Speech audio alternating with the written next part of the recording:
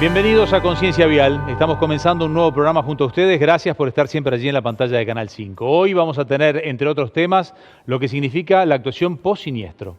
Realmente va a ser muy interesante hablar de este tema porque a veces uno es el primero en llegar a la escena de un siniestro y no sabe cómo reaccionar. Probablemente igual no sepa cómo reaccionar, pero hoy vamos a estar hablando de ese tema. Y por otro lado, la gente del Ministerio de Transporte nos va a estar explicando sobre las regulaciones que se le realiza al transporte de carga. Momento de comenzar el programa de hoy. Aquí comienza Conciencia Vial.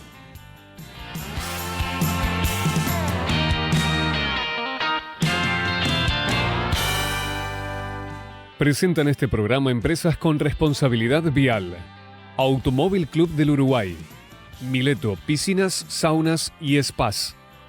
UNIT, un país de calidad. Banco de Seguros del Estado. En Uruguay nadie te da más seguridad. UTE, transformando con energía nuestro país.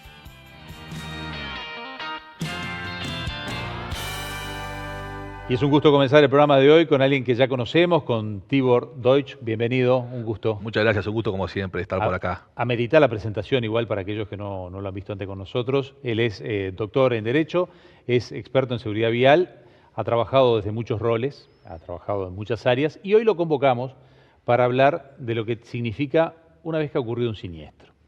En general, cuando ocurre un siniestro, el primero que lo ve, el primero que puede llegar a asistir es el que venía atrás o el que viene un minuto atrás. Uno a veces se imagina que llega la ambulancia, llega el policía, o llega el policía, llega la ambulancia, o llegan los bomberos. Pero la realidad es que esto ocurre en lugares en donde el que está puede ser usted, puede ser yo, puede ser él. Y entonces vamos a hablar de qué ocurre allí. ¿Qué pasa, Tibor, cuando hay un siniestro? ¿Qué es lo correcto, qué es lo incorrecto? Empecemos a recorrer ese tema. Bien, este tema es un tema que muy importante desde el punto de vista de abordarlo, en virtud que no todo el mundo sabe qué hacer en el momento cuando se enfrenta con un siniestro de tránsito. Generalmente cuando ocurre eso, la persona queda como perpleja, ¿verdad? Como paralizada por frente a una anormalidad que está ocurriendo en ese mismo instante. Y a veces por buena voluntad lo primero que hace es cometer errores, como por ejemplo, en lugar de protegerse, proteger a los que vienen después, por ejemplo, no bajarse en cualquier lado, no dejar el auto suyo en cualquier lado, puede generar en vez de un siniestro dos, o en vez de una muerte dos. Exactamente. Entonces, empecemos por ahí. Sí, según donde se ve también el siniestro de tránsito, hay varios escenarios, ¿verdad? Puede ser en la ciudad, que no es lo mismo que ocurra en una ruta nacional. Son diferentes actitudes. Por ejemplo, vamos a poner el ejemplo de una ruta nacional. Y acá lo que funciona, y es una convención internacional, que es la sigla PAS, que es la protección, avisar y socorrer. Eso es la sigla. Primero, la preservación de lo que es el lugar, para evitar lo que tú acabas de decir recién, es el tema de decir que no ocurra más víctimas de las que ya hay. Es decir, el primero que llega al lugar del hecho, el que se encuentra con esa situación, lo que tiene que hacer en principio desde su lugar es poner en lugar seguro el vehículo y él también estar en la seguridad. Después, en segundo término, es poner lo que es un triángulo de un lado y del otro para avisar que acá hay un siniestro de tránsito. Cuando hablamos de poner el vehículo propio, yo no soy el siniestrado, sino el primero que llega, no quiere decir dejarlo en la banquina. A veces hay que salirse de la ruta, ver dónde hay una entrada de campo, o sea, dejarlo realmente en un lugar que no afecte. En un lugar seguro, porque ese vehículo también puede ser siniestrado perfectamente. Uno, en el afán de querer socorrer a las personas, está salteándose la parte de preservación de la vida propia. Sí, si el vehículo que tuvo el siniestro ocupa parte de la vía, yo tengo que hacerme visible. Si tuviera un chaleco, de repente me tengo que poner un chaleco refractario, porque si ya es media tardecita de noche me van a ver mejor, es decir, lo de las balizas. Es cierto, digo, en la valija todos los conductores deberían tener las medidas de seguridad. El triángulo, lo que es preceptivo, el botiquín y asimismo un chaleco refractario que sirva para ese tipo de momentos cuando la emergencia así lo requiere. Entonces hay que ponerse ese elemento de seguridad y colocar previamente, como dijimos, los triángulos ya para evitar un siniestro posterior. Eso es la preservación propiamente y, como tú dijiste, colocar el vehículo en un lugar el cual sea seguro para que no haya que lamentar más víctimas de las que ya hay. Esto lleva unos segundos, unos minutos, es una toma de decisión rápida. Exactamente. Pero hay que tomarla, es decir, porque después sí sabemos que cada segundo, cada minuto cuenta, sobre todo en rutas donde va a demorar en llegar la asistencia. Allí pasamos al segundo paso. Suponemos que ya hicimos lo correcto, está todo asegurado. ¿Qué hacemos después? Exactamente, esa parte es fundamental. A veces la persona dice, pero no, primero lo que tengo que hacer es llamar al 911, al 911 cuando hay niños, evidentemente, hablamos para todo el mundo acá. Y realmente es más importante esa parte que, como tú dijiste, lleva un minuto asegurar, y enseguida pasamos a la fase de la comunicación al 911 para entregar a la autoridad y ya ir viendo y describiendo y no cortar nunca el teléfono y a mantenerse con la operadora para que la persona u operador que esté de turno en ese momento vaya comunicando cuántas personas son, qué tipo de siniestro hay, para ya ir disponiendo de los equipos. Fundamentalmente pasar la ubicación del lugar, ¿tá? Eso es algo realmente importante. Sí, tratar de ser claro para que el que está del otro lado sepa dónde demandar la ayuda. Exactamente. Y después pasar a la parte del socorro. La comunicación siempre va a mantener el tema del aviso. El PAS, dijimos, la parte es avisar a las autoridades, mantenerse en comunicación. Sin perjuicio de eso, ya enseguida socorrer. Pero para socorrer también no hay que saber específicamente de primeros auxilios.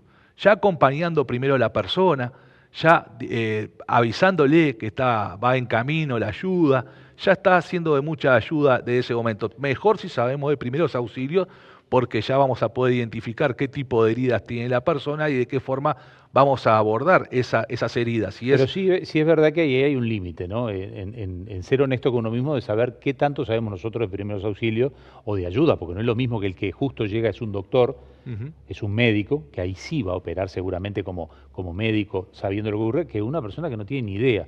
El que no tiene ni idea a veces mejor ni tocar. Exacto. Hay determinadas situaciones, entonces ahí la doctrina de lo que es el ámbito galeno se divide en qué. En primera instancia te dicen, no hay que tocar a nadie, porque si tú mueves a la persona le puedes generar una lesión, incluso hasta discapacitante, Sí. o bien hasta, pero si veo hasta la combustible muerte. suelto, ahí capaz que cambio de opinión. Y ahí si hay un peligro de incendio, evidentemente, pero también la doctrina también se divide en otra de los vértices, de las aristas, vamos a decir, que es el tema, pongámosle que hay una persona, un ser querido nuestro, que está requiriendo auxilio. ¿Qué haría la persona? ¿Dejar y esperar o llevárselo enseguida y a dar la asistencia? Entonces, ahí la Cruz Roja manifiesta que el porcentaje de esas personas movidas que puedan generar lesiones es ínfimo ante la oportunidad de la persona que tenga de poder ser retirada de ese lugar y enseguida ser asistida, porque los minutos, como tú dijiste, cuentan. Claro. Pero ahí puedo tener la información del 911, que me puede decir, mire, estamos a 10 minutos de llegar, estamos a 5 o estamos a 40 minutos. Si me dicen estamos a 40 minutos, seguramente tenga que aplicar esa segunda parte. Se estará preguntando la gente en la casa y dice, pero ¿y qué hago si ya pasaron 5 o 10 minutos? Yo me quedé con la persona, le estoy diciendo que se calme, pero yo veo que tiene mucho sangrado. Tengo el botiquín en el auto, nunca me explicaron para qué, cómo se usa, ¿qué hago? Bien, existe la situación de primeros auxilios. Lo que haría cualquier persona, primero, como dijimos anteriormente, acompañar a esa persona, darle contacto físico también, estar con la persona, tratar de calmarlo y decirle que la ambulancia ya fue llamada y viene en camino a la asistencia médica. Y los primeros auxilios, eso es para otros capítulos más largos, lógicamente, pero si vemos una herida sangrante, ¿qué puede hacer la persona? Con un paño de donde sea, si sea una manga, lo que sea, o sacarse la camisa, con presión en la herida para que la persona que no se desangre, por ejemplo. Después hay otras situaciones en las cuales, por ejemplo, si uno ve que hay una amputación o un corte de una arteria, la persona puede hacer un torniquete. Nadie está preparado, o no, muy pocos están preparados para eso. Problemas reales. Entonces, el ser humano también... Ni tampoco para enfrentarse a una escena de un siniestro muy grave. Impacta mucho, incluso lo ha impactado a los propios que trabajan en emergencias, policías y demás. Nosotros hemos tenido muchas entrevistas en donde te describen muchas escenas de siniestro y dices, la verdad que el primero es un impacto que te desarticula, no sabes cómo actuar. Claramente. Porque de repente llegas a un lugar donde hay 2 muertos dentro del auto, uno que está gritando por los que están muertos, la descripción que uno puede llegar a hacer, que nos han hecho a nosotros, son terribles. Es muy bravo el tema, sí. Ver una escena de ese estilo, una escena como de guerra, los seres humanos no estamos acostumbrados a ver una situación de ese estilo. Entonces va en el propio ser humano también la reacción. Hay que tratar de siempre calmar al otro.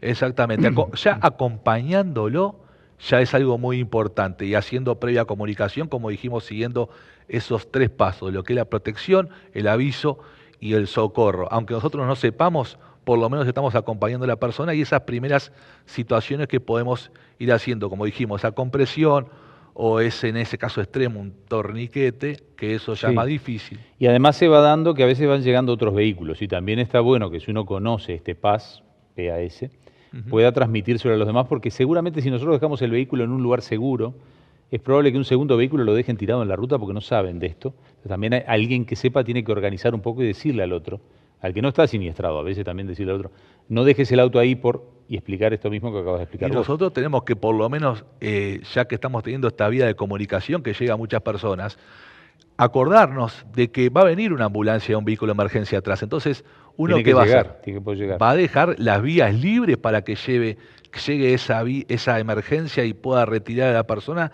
y llevarse lo antes posible, y no nosotros lo que estamos ayudando a ser una obstrucción. Ujú.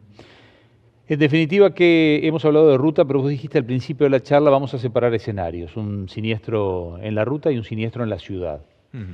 En la ciudad todo parece menos grave porque uno tiene más cercana la ayuda. ¿Pero qué hace uno en la ciudad? Para que no nos quede, pues nos queda un par de minutitos. Bien, en la ciudad lo que se tiene que hacer, ya esa parte de la protección también la podemos practicar, pero es un escenario mucho más pequeño. Y con velocidades más bajas, menos riesgo. Y claro, entonces ya ahí, como hay un volumen mayor de personas y pueden haber señales hasta de tránsito y demás, efectivamente hay que hacer las comunicaciones inmediatas, eso es lo cierto, y no tanto la preparación de aquello que dijimos en la ruta, porque las distancias en la ruta son mucho más grandes, los tiempos de frenado también, y pueden haber escenarios diferentes en una ciudad que en una ruta, pero hacer hincapié siempre en las comunicaciones. En la ciudad también al 911. Siempre, en todo el territorio nacional. Describir la esquina, describir también cuántas personas veo heridas, cómo fue el impacto, es decir, la descripción sería la misma. Sí, exactamente. Y sería bueno, como una sugerencia para las autoridades, implementar algún sistema en el cual de georreferenciación, como puede ser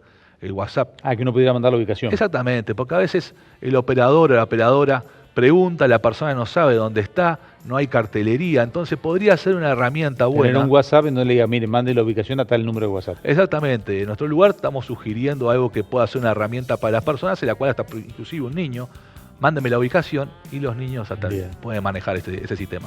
Como ves, se nos ha ido rapidísimo el tiempo, estuvo muy interesante la charla, quedaron preguntas, Tibor, como siempre. Pero quedamos como siempre a la orden. Nos vamos a reencontrar seguramente a lo largo del año, porque recién está empezando el año, así que nos vamos a reencontrar en este 2024. Gracias por hoy. Muchísimas gracias como siempre y quedamos a la orden. Bueno, nosotros hacemos una brevísima pausa y ya volvemos con más Conciencia Vial.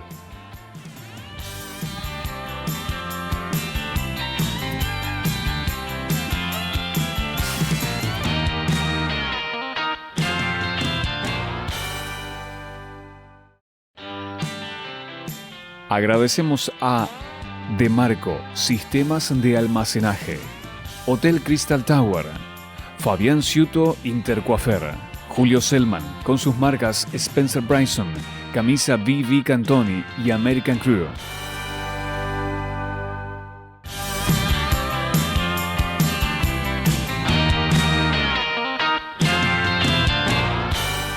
Y estamos comenzando a recorrer el tramo final del programa de hoy. Otra vez recibimos a la gente del Ministerio de Transporte y Obras Públicas, a Carlos Flores, que es de la Dirección General, es el Director General de Transporte por Carreteras del Ministerio o dentro del Ministerio de Transporte y Obras Públicas. Carlos, un gusto. Encantado, como siempre. Bueno, estuvimos hablando hace poquito, un par de programas atrás contigo, del transporte de pasajeros y ya habíamos prometido reencontrarnos para hablar del transporte de carga, que tiene otras condiciones, que tiene otras regulaciones, pero que tiene en ustedes la responsabilidad de ordenar en muchas cosas, ¿no? Y además ha crecido mucho, me imagino, por lo menos algunos tramos con la nueva pastera ya funcionando.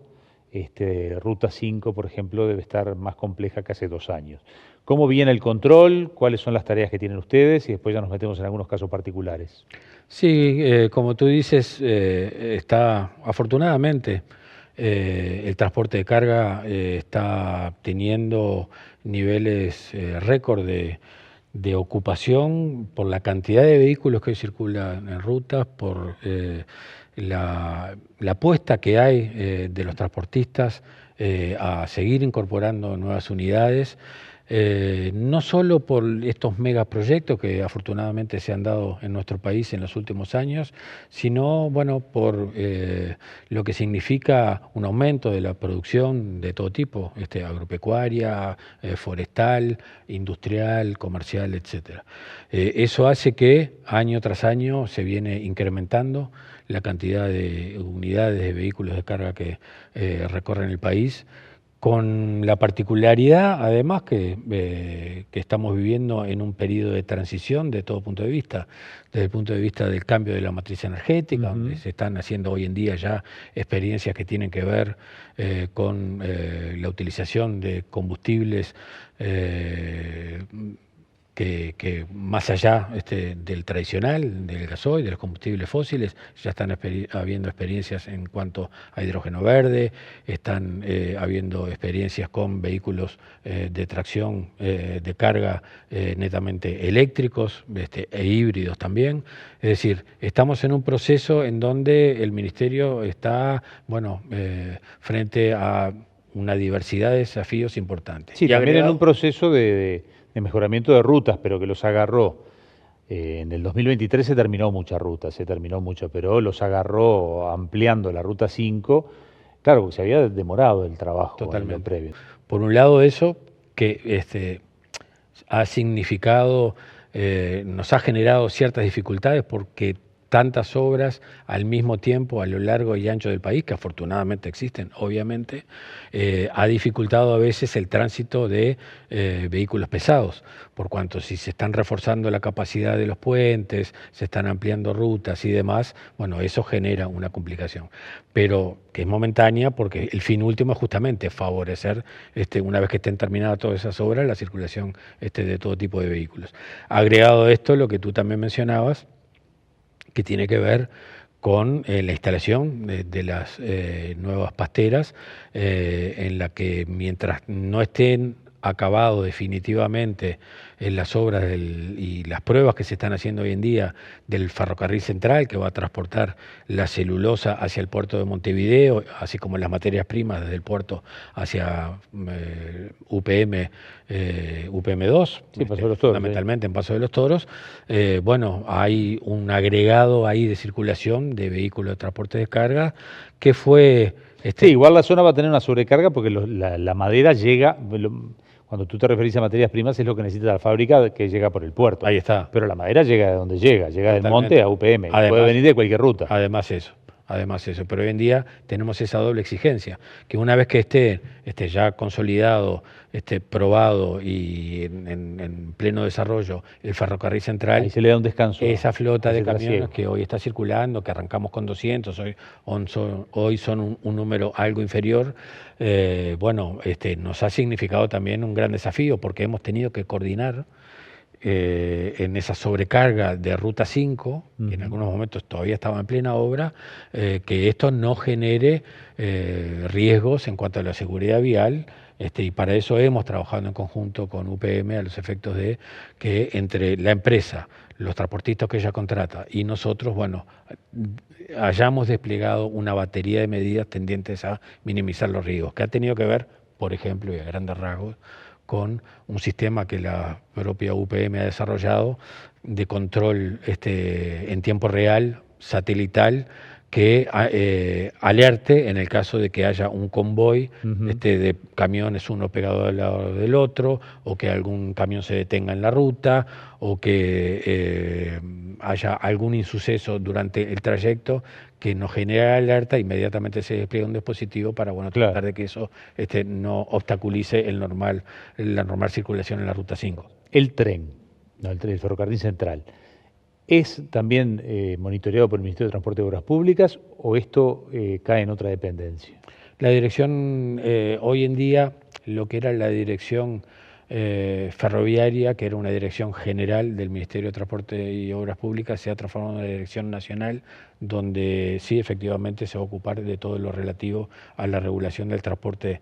O sea que le cae a ustedes, no a ti directamente. No a mí, pero sí hay dentro del Ministerio. Una dirección nacional ferroviaria. Porque allí lo más complejo son los cruces de vía, ¿no? Donde se mezcla la vía con la ruta, es decir, porque es un tramo muy largo y en algún momento hay rutas que lo tienen que cruzar el tren. y allí en algunos puntos hay intercambiadores, pero no en la mayoría hay paso a nivel. ¿Cómo se ha trabajado en eso? ¿Ya está? Eso se viene trabajando en conjunto con la Intendencia Municipal de Montevideo, fundamentalmente, así como con las otras intendencias también, pero el cuello de botella, digamos, es Montevideo, por obvias razones, y se viene trabajando en ese sentido, en coordinación. Las propias obras prevé y bueno, el propio sistema que va a estar en funcionamiento prevé la minimización de riesgo en ese sentido. Pero el sistema, tenemos todos que entender que la complementación de todos los sistemas de circulación, sea de carga, sea de pasajeros, sea de vehículos particulares, en la medida que no empiecen a integrarse con una visión un poco más global, nos genera por separado todas una serie de dificultades que realmente son muchas veces preocupantes. El hecho de estar trabajándose hoy en día de manera consensuada, interactuando todos los organismos intervinientes en cada uno de los sistemas, de manera de prever todas las posibles dificultades, nos está dando ciertas garantías de que los riesgos van a ser minimizados, pero que aparte se va a mejorar en lo que todos aspiramos. En un sistema de transporte, sea de cargas, sea de pasajeros, es mucho más eficiente, mucho más eficaz, que preserve no solo la seguridad vial, que fomente la participación del sector productivo mediante alivios económicos de todo tipo, por cuanto si estos sistemas funcionan bien, naturalmente se disminuyen los costos, pero agregado esto con beneficios de tipo de cuidado medioambiental, de descarbonización del ambiente, del aire que respiramos, de control de la emisión de gases, economía para el bolsillo de los pasajeros, en el caso del transporte de pasajeros, disminución del costo país, en el caso del transporte de cargas, de la producción nacional, etcétera. Y todo eso se viene trabajando muy bien, incluso ya pensando en varias iniciativas que, como todos sabemos, están sobre la mesa, que tienen que ver con la bimodalidad del transporte de pasajeros, en lo que tiene que ver con la posibilidad del tren-tram, que uniría Montevideo por toda la ruta interbalnearia y Avenida Italia, uniendo Montevideo y Canelones, para descongestionar no solo a nivel departamental, sino en la interbalnearia también, las rutas nacionales. Así que esa complementación, esa complementariedad se está dando, afortunadamente. Interactuamos todos los organismos bajo esa consigna, disminuir los riesgos en cuanto a la seguridad vial, la seguridad de las personas que viajamos en las rutas, en cualquiera de las modalidades, costo económico, cuidado del medio ambiente y, naturalmente, esto requiere la promoción de todos estos servicios. Y para eso, bueno, estamos trabajando también. Muchísimas gracias por hoy, Carlos. Se nos ha acabado el tiempo, pero un gusto, como siempre, tenerte por acá. Encantado. Muchas gracias a ti por la invitación. Y gracias a ustedes por habernos acompañado también en este programa. Ya estamos terminando Conciencia Vial por hoy, pero ya los estamos invitando para que nos acompañen la semana que viene. Durante la semana, allí en el número de teléfono que ha estado apareciendo en pantalla, pueden mandar cualquier pregunta, sugerencia o comentarios. Nos pueden servir porque les quedó la duda durante la nota o servir para otros programas si es que ustedes tienen la duda. Así que los esperamos en el correo de la semana también con esas preguntas y hasta la próxima cuando les diga que estamos haciendo juntos Conciencia Vial. Hasta entonces.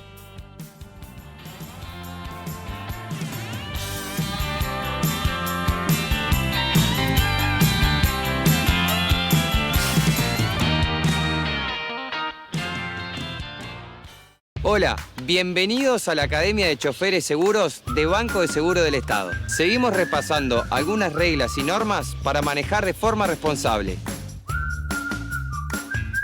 Clase 2, adelantamientos. Si tenés que adelantar a otro vehículo, asegúrate de tomar todas las precauciones. Encendé las luces de giro, así los demás conductores pueden darse cuenta de lo que pensás hacer. Y adelantá siempre que esté despejado. La próxima clase vamos a hablar de preferencias. Y recordá, manejar bien es el mejor camino para prevenir siniestros. Nos vemos. Presentaron este programa Empresas con Responsabilidad Vial. Automóvil Club del Uruguay. Mileto Piscinas, Saunas y Spas. UNIT, un país de calidad. Banco de Seguros del Estado. En Uruguay nadie te da más seguridad. UTE, transformando con energía nuestro país.